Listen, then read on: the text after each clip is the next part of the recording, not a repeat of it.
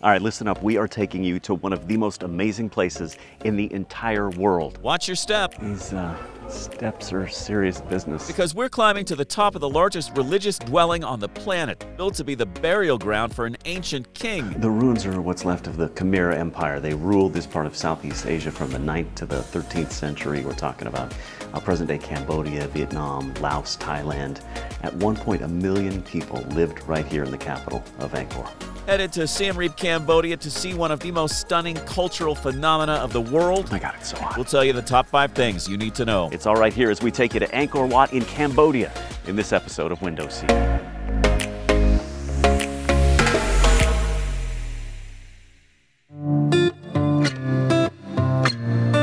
Cambodia is one of the last great mysteries of the world, if you ask me. Still relatively untouched by the multitudes of tourists that flock to Asia. Still economical. I got this hotel room for $35 and still friendly. I met a ton of great people, from my driver.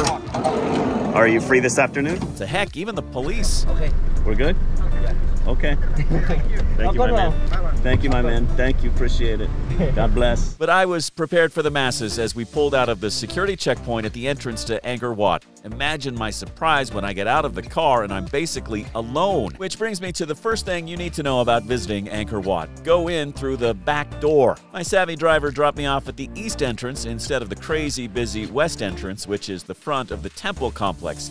The result? Solitude. It's kind of crazy because I just assumed there'd be tourists everywhere. Maybe it's the time of day I'm visiting, early afternoon, after the rush that comes here to watch the sunrise. I don't know, but literally I'm the only person around for as far as I can see. It is quiet, it's peaceful, it's serene, and it's fantastic. I did not expect this. I thought there'd be a throng of tourists, and so far, so good. Aside from the occasional passing motorcycle, I have the place seemingly to myself for the 15-minute walk from the East Gate to the first vision of the place I've been dying to see, the Angkor Wat Temple Complex.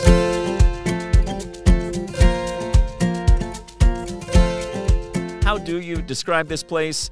You really can't in any words that do it justice. This place was once home to a prosperous dynasty that ruled one of the world's most sophisticated kingdoms. And it's super cool. Originally a Hindu temple, it was dedicated to the gods Shiva, Brahma, and Vishnu. Its central towers meant to mimic the mountains that were the dwelling places of the gods. And yes, YouTube video hosts are prone to hyperbole, but I gotta tell you. I mean it when I say this is truly one of the most magnificent things I've ever seen in my entire life. With temple walls covered in bas-relief sculptures of the gods, you get a real sense of the history of this place, which, by the way, around the year 1177, switched to a Buddhist shrine because the king felt betrayed by the Hindu gods when the people of modern-day Vietnam overran the place. There is so much history and culture to absorb here, and you want to make the most of your time doing it. Which brings us to our next tip. So my recommendation so far, get here midday, avoid the early morning rush. You don't have to be out here at sunrise unless you really want to deal with a ton of tourists. Second of all, bring lots of water. They do have some for purchase out here, but be sure to bring some with you. It is oppressively hot out here, so humid, scorching. It feels like about 100 degrees, I'm guessing, at the moment, and I am just sweating like a, well, somebody who sweats a lot. I've seen lots of people with parasols, umbrellas. It doesn't seem like the most sort of logical thing to do, but I guess it kind of does if you think about it. So bring something to keep that direct sun off you if you can. It is going to keep you a lot cooler.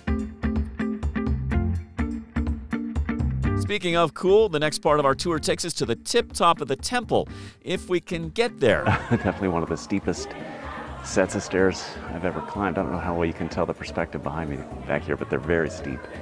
And if you're not in good physical shape, you're definitely not gonna make it up here. That's another tip for you. Bring the right shoes. Make sure you can handle stairs. This place is in no way wheelchair accessible unless you want to admire it from a distance. Once up top, you find graffiti for some preposterous reason. I can't imagine why someone would purposely deface this place. You'll also find a few fellow tourists, and you find a reclining Buddha draped in an orange cloth, and nearby a shrine where tourists burn incense, leave offerings of money and fruit and flowers. This is, after all, a religious temple. You'll also find a bit of refuge from that oppressive Southeast Asian heat. Another piece of advice: dress appropriately. I wore a long sleeve shirt and long pants. Not my finest hour. Don't do what I did.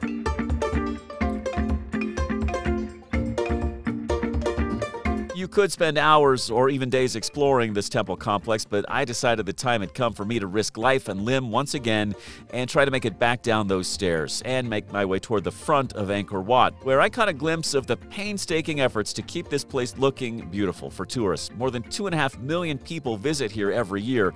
It is far and away the #1 tourist attraction in Cambodia, and the tourism has taken its toll. In fact, the reason they built a brand new billion-dollar airport that just opened a few months ago is because the old airport was so close to Angkor Wat, they worried the vibrations from the airplanes could damage the foundations of these ancient ruins.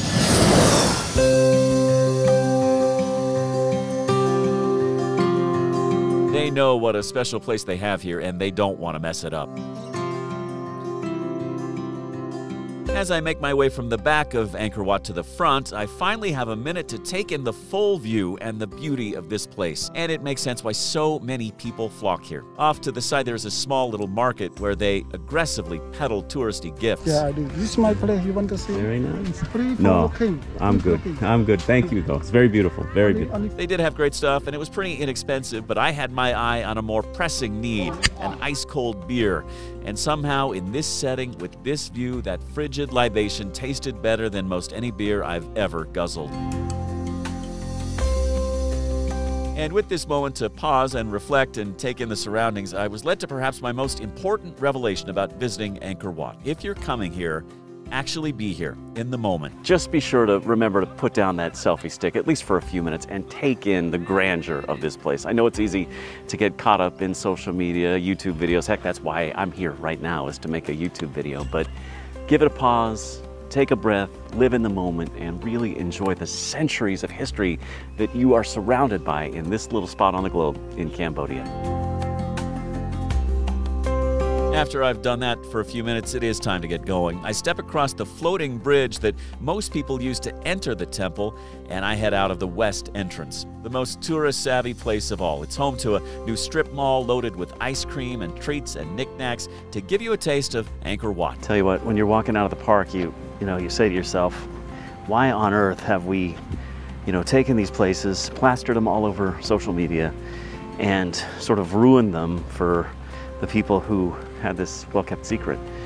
And the reality is it's because they're amazing places that the world should see. And yeah, we have to strike that happy medium, I think, where we don't overrun these places, but yet we do get to come and enjoy them and really marvel in them. And so, man, I encourage it. Angkor Wat, unreal. Gotta check it out. Just don't wear long pants. The beauty doesn't begin or end at the front gate or the back gate either. Everywhere you drive, there's an ancient gate or shrine or temple to capture your imagination and remind you of why you're so lucky to have made this trip. So there you have it, our top 5 tips for visiting Angkor Wat here in Cambodia, and please visit. I know this place is crazy on Instagram. I know it's gone worldwide because of social media, but it still feels untouched. You will still feel alone when you're out here exploring these ancient ruins, and you're gonna have an amazing time. I'm Jeremy Hubbard. That's it for this episode of Window Seat. We'll see you back here next week. In the meantime, we'd love it if you liked and shared this video so we can share our adventures as we attempt to visit every country in the world. And we'd really love it if you subscribed so we can share this journey together. And be sure to let us know what we left out in the comments below. We're back with a brand new episode Friday morning at 8 a.m. Eastern. Until then, we hope you enjoy one of these other episodes from Window Seat.